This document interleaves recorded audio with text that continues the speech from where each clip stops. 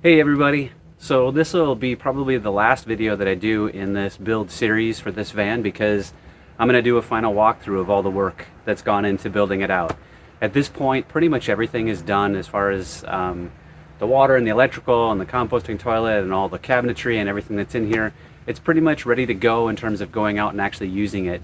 Any further changes that we make will likely be based on actual real world use of the van. So I just thought I'd do one final walkthrough and kind of show off all the pieces and everything that's been done. So without further ado, here's some of the parts and things that I have built into the van.